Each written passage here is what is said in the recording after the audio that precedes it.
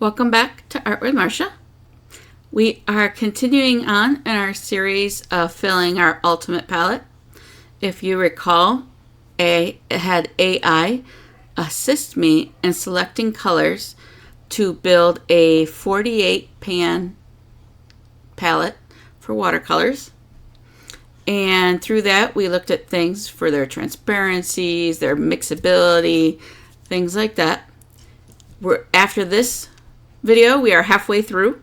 So this will finish out our second row of colors. So it's really starting to transform.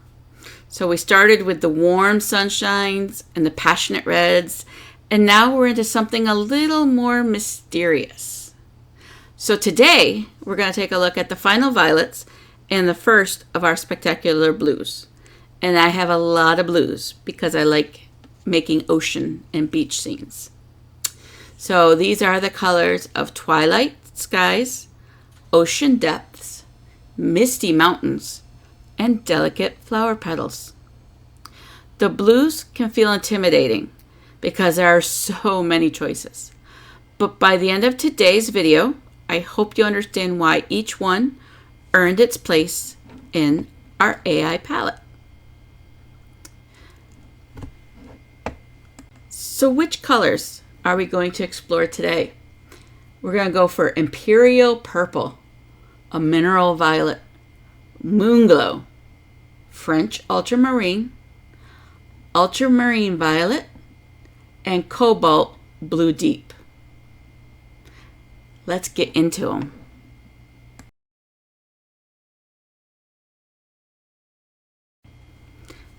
Our first up is Imperial Purple from Daniel Smith.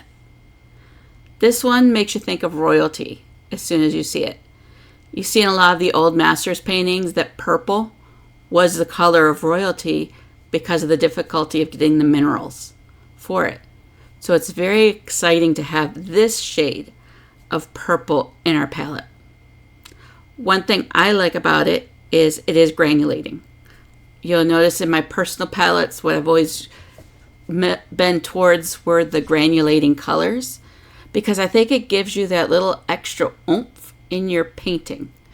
It gives you that little bit of randomness, and I have a very hard time with randomness.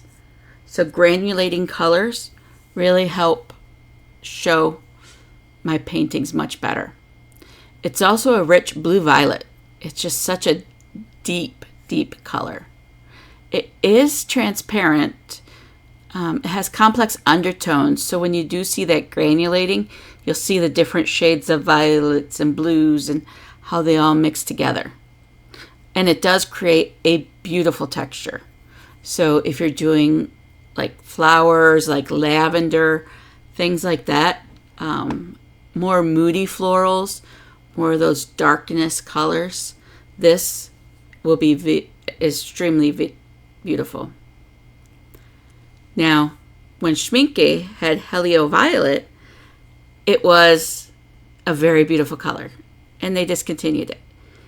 And so when AI recommended this color to me, I was like, okay, we'll try it. It was close to that Schmincke version, so it is beautiful. I think it even pairs better than the Schmincke version. But I will say it's dramatic, but it doesn't have that overwhelming direction to it. So you'll see in the swatching how it goes from that full strength, and then as it dries, you'll see that beautiful granulation reveal itself. So now with this strong of a color, what can you really mix with it to bring it to another level? One of the ones I make a lot is mixing it with buff titanium. This makes the perfect color of lavender for me. I even have lavender as a complementary color, but this one I think gives me a better look than that one. Quinacridone Rose will help you with many of those romantic florals. It just gives a nice little under depth of color to really show that difference. And then Payne's Gray. This is perfect when you're trying to find that nighttime twilight type look in your paintings. It goes on beautifully, and again, that granulation makes it look like you spent hours on the painting. Okay, so after this, we're going to move on to our next color. So now we have Mineral Violet by Holbein. This is another one of the new paints for me in this palette. I didn't really have any Holbein paints before the AI selection of it. But Mineral Violet is really the color that is softness personified. It's a very delicate color, but it does have some granulation in it. It feels like the minerals that settle might be smaller than normal granulation because it's really a much more subtle granulation to it. It is a very soft, muted lavender, so you can paint like lilacs or vintage things because it's very gentle, and it's used a lot in atmospheric painting because it does have a very unique character. I don't know of another color that would even be like this in some of the other areas. Because it's not a strong, heavy color, it really melts in good with other colors. So it's definitely a color that can be mixed in to others, as you'll see. But for this one, I did have to buy the tube and fill up the tube and see how it came out. So it's very subtle, but it is beautiful. It's very nostalgic and peaceful, as you see. And you'll watch when you mix it with different things, like for example with buff titanium, it makes that really antique lavender color. So if you're really trying to get muted colors in your palette, some softness to your florals, things like that, it also makes good for shadows. So if you have something like oranges or something like that that's really bright and vibrant, a nice soft mineral violet would help with that casting of that shadow. But it really is, if you look at a lot of vintage botanical illustrations, you'll start seeing some of the same mineral violet color. It's absolutely beautiful to work with. And then it also mixes well, like I said. So it mixes with quinacridone rose. That's used a lot for hydrangea petals, that very unique purpley color that you get. And then it also mixes well with cerulean blue. And that's where you get more of those soft shadow tones. So you can see it really come out of its shell and make those shadows for those beautiful vintage style, like a soft leaf or something like that, that you would see it. Okay.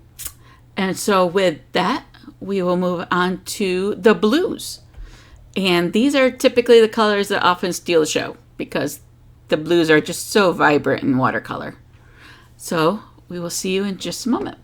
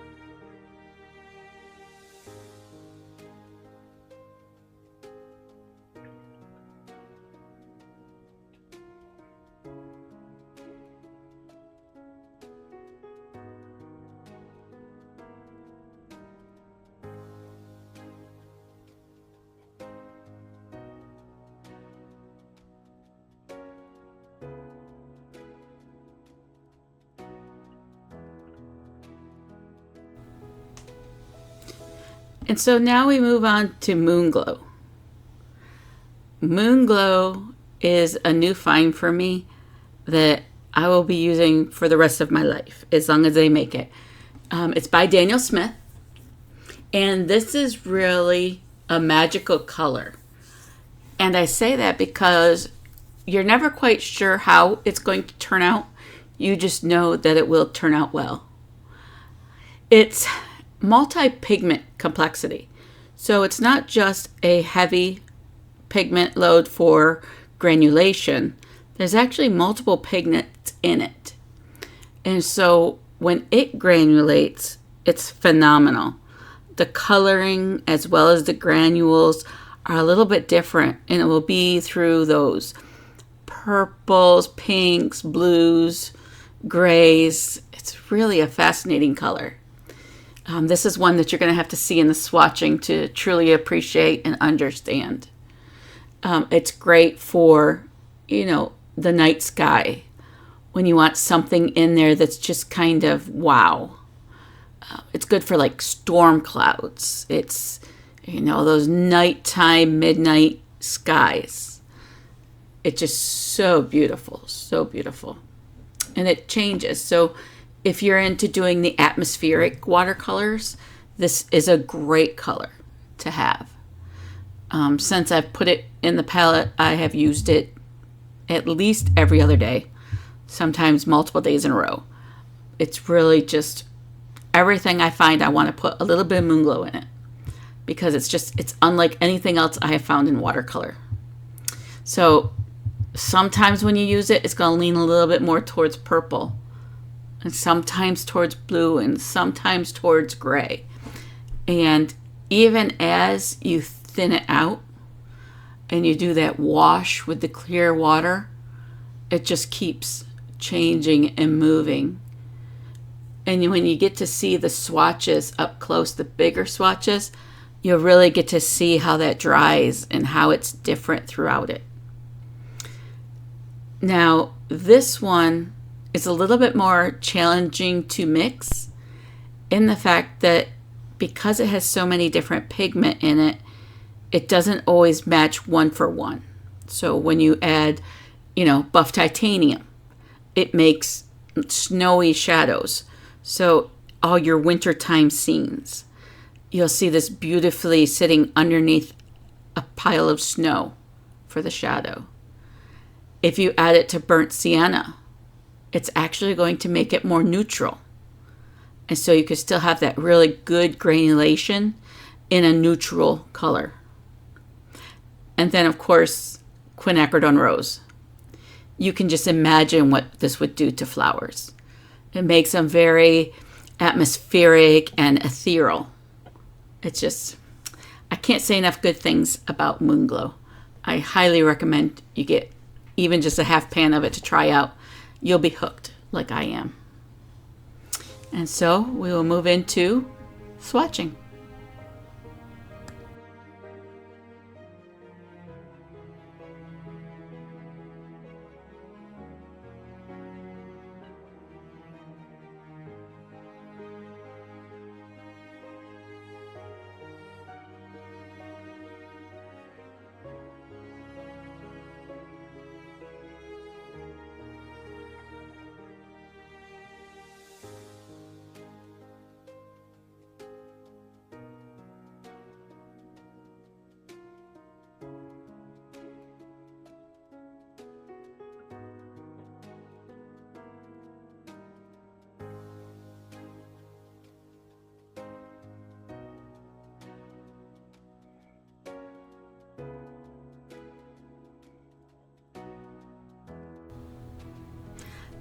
Next up, we have Daniel Smith's French Ultramarine. This is one that I was intrigued with because I use ultramarine blue a lot for my ocean scenes, and so I didn't know what I would think of a French ultramarine. But what I find is that it's creamier and it's more stable than regular ultramarine. It still has that history like Imperial Purple has, where in the early days of paintings with the old masters, they would use a more of a French ultramarine to get that really good royal blue. And so this does have beautiful granulation. It's not as chunky as regular ultramarine. It's more smooth. It has a warm blue bias. It's a great mixer. You know that if you use French ultramarine, it's going to turn out a certain way when you mix it. And this is good for, like I said, I use it a lot in my landscapes for oceans and water, but it can also be used for skies and mountains. It can be used for urban painting to get some of those grays and those shadows that you need with French ultramarine. It's dependable, it's expressive, and it mixes some of the most beautiful neutrals you could ever imagine. So just watch how nice it just smooths out as we paint this. Now, the mixes for this, again, it can almost mix with everything in the palette. But burnt sienna, it makes that really good quality neutral. The quinacridone rose will make it turn a little bit more into a violet and not as harsh as the other violets that we've seen. And then you also have yellow ochre, and that will make a really nice green. It'll make a nice soft green, unlike like a hooker's green where it's strong. When you mix yellow ochre with French ultramarine, you get a beautiful muted green. And so let's go ahead and take a look at some of these mixes.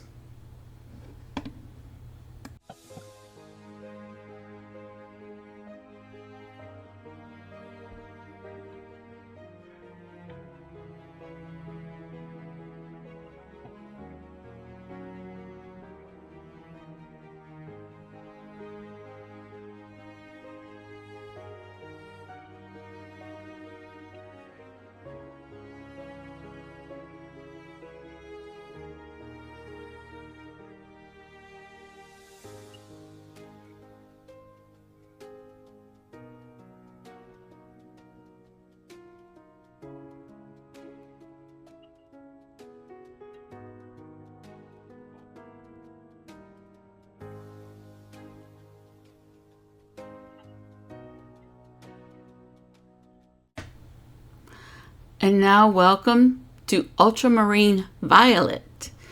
I was not aware that ultramarine came in multiple colors.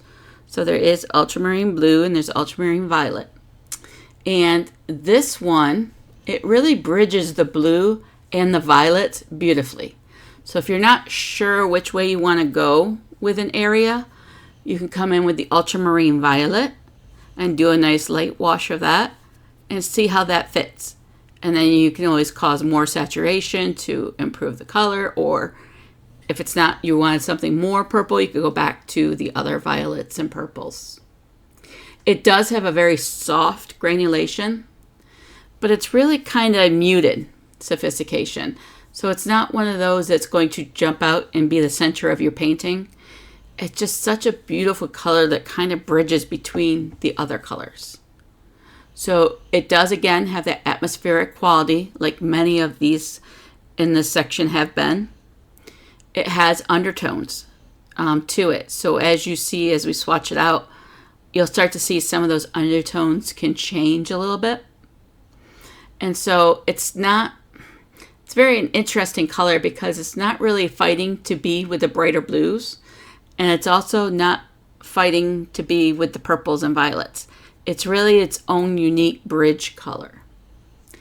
It's really good for mountain shadows, evening skies, floral shadows, misty landscapes.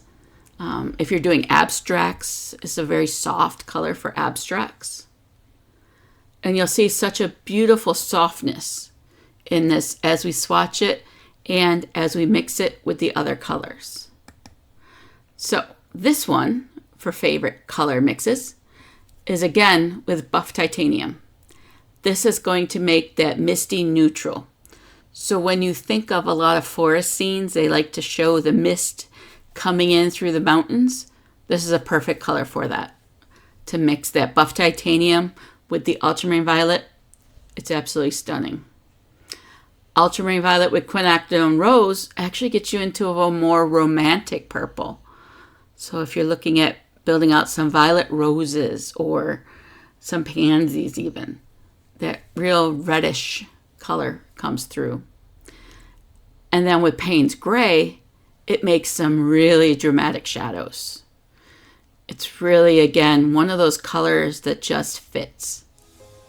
Nice and beautiful.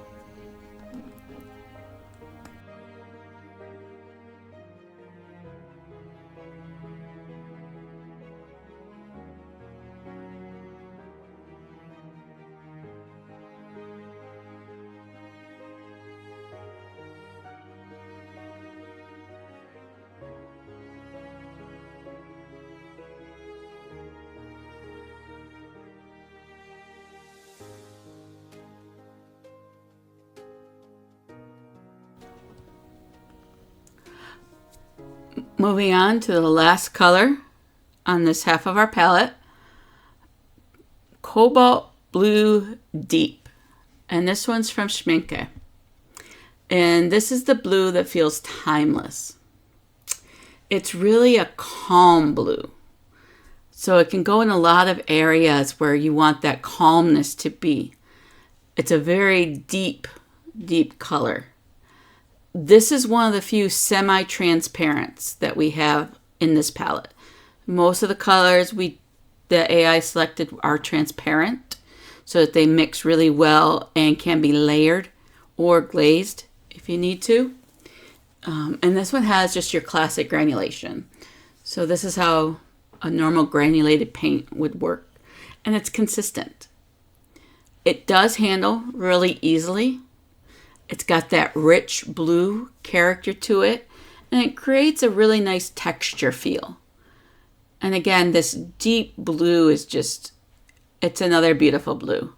I say all my blues are beautiful. But this is for like Mediterranean scenes. So if you think of the Mediterranean with the blues over there, that's kind of where this comes from. It's not really flashy or dramatic. It's steady and dependable. So every time you use it, it's going to work the same. It's used also in a lot of coastal paintings. Again, architectural details, shadows for florals and things. This one was also very tough to get out of the tube. It's a very, very thick, strong cobalt blue deep. I'm not sure if that was just the tube that I have or that's how it is forever, because this was a new color to me. Now, one of the ways I like to mix this is with raw sienna. It made a really nice gray.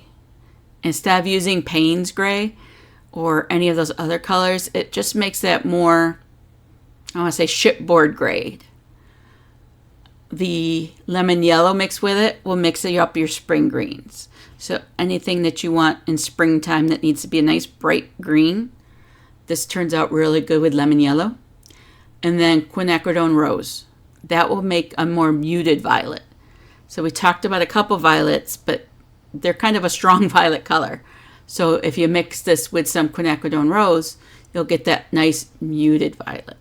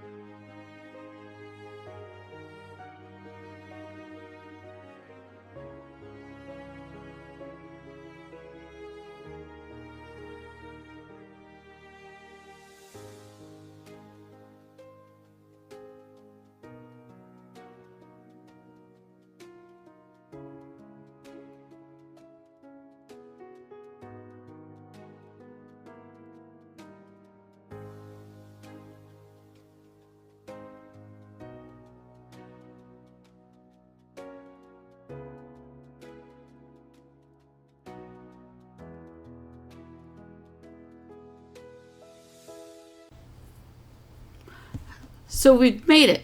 We're halfway through the palette. So today's colors reminded us that watercolor is full of surprises. From the elegance of a mineral violet to the mystery of moonglow, and the dependable beauty of French ultramarine and cobalt blue deep, because each one brings its own voice to the palette.